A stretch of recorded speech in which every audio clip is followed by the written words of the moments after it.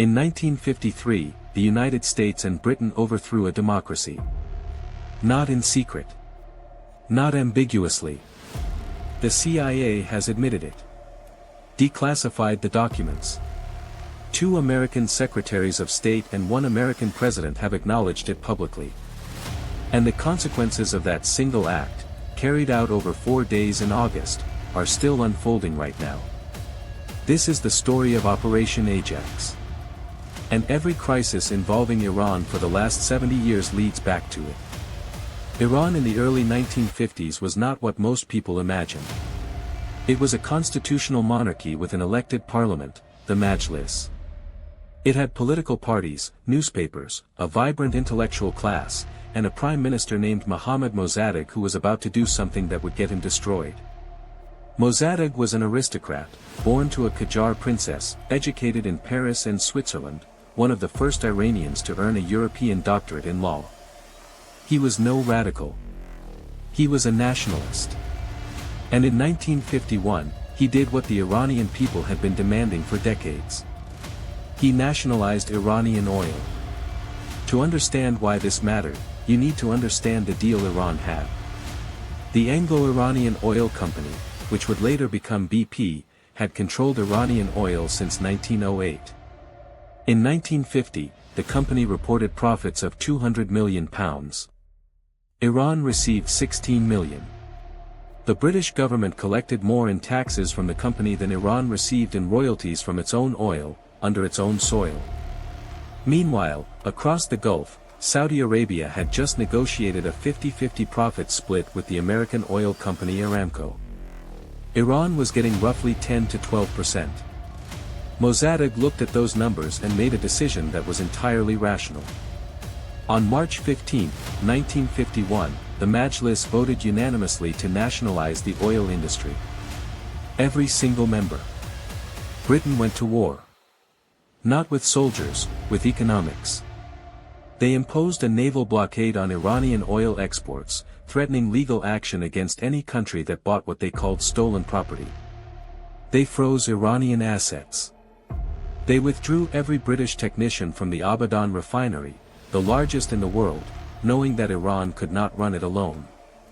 Iranian oil exports dropped to nearly zero. The economy began to choke. Britain wanted Mosaddegh gone. But they could not do it alone. They had been expelled from Iran after Mosaddegh closed the British embassy. So MI6 brought the plan to the CIA. They called it Operation Boot. The Americans called it Ajax.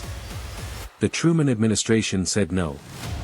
Harry Truman and his Secretary of State Dean Acheson were sympathetic to Iranian nationalism and refused to overthrow a democratic government. Then Truman left office. Dwight Eisenhower arrived with John Foster Dulles as Secretary of State and Allen Dulles as CIA Director. The Dulles brothers saw the world through one lens, the Cold War. Britain repackaged the oil dispute as a communist threat. Iran has a strong communist party, they argued.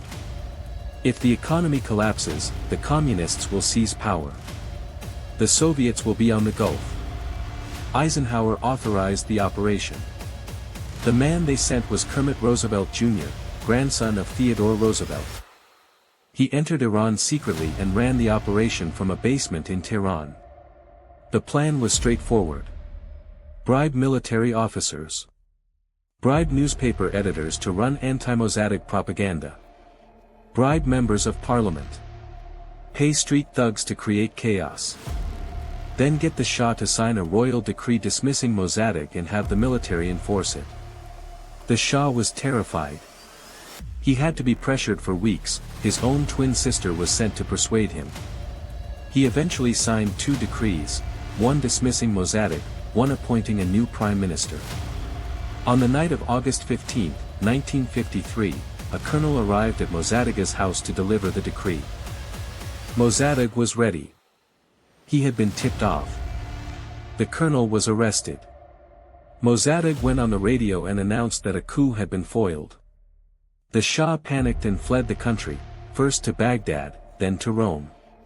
The operation appeared to have failed completely. CIA headquarters sent orders to stand down. Kermit Roosevelt ignored the order. For 3 days, chaos engulfed Tehran. Pro-Mosaddegh crowds and communist Tudeh party supporters flooded the streets.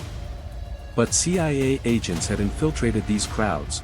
Provocateurs posing as Tudeh members committed violence and vandalism, deliberately designed to terrify the middle class and the military into thinking a communist revolution was imminent. On August 19, Roosevelt unleashed everything. Paid mobs from the bazaar and the slums poured into the streets alongside genuine royalist demonstrators. Military units whose officers had been bribed moved against Mosaddegh. Tanks surrounded his house. Fighting broke out across Tehran. Between 200 and 300 people were killed in the violence. Mosaddegh escaped over a garden wall. He surrendered the next day. He was tried by a military tribunal, sentenced to 3 years in prison, then spent the rest of his life under house arrest at his country estate. He died on March 5, 1967. He was 84 years old. He was denied a public funeral because the government feared his grave would become a shrine. The Shah returned to Tehran to a staged hero's welcome. Over the next 2 decades, he consolidated absolute power. He created SAVAK, a secret police force trained by the CIA and Israel's Mossad, that became synonymous with torture, disappearances, and political terror. Amnesty International in the 1970s cited Iran as having one of the worst human rights records on earth. And the oil? A new agreement was signed in 1954.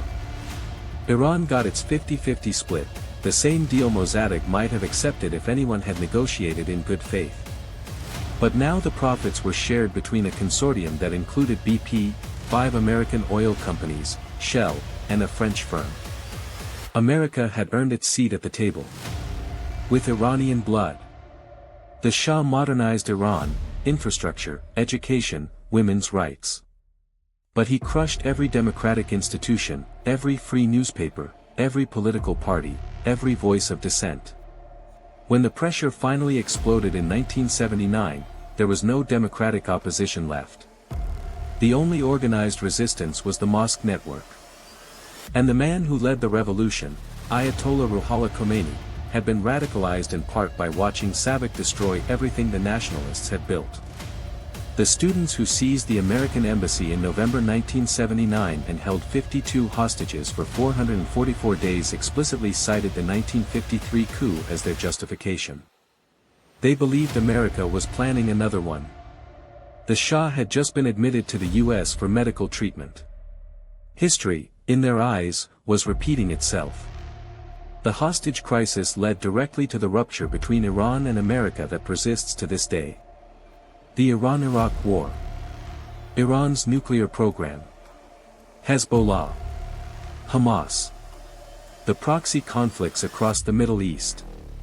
The current crisis.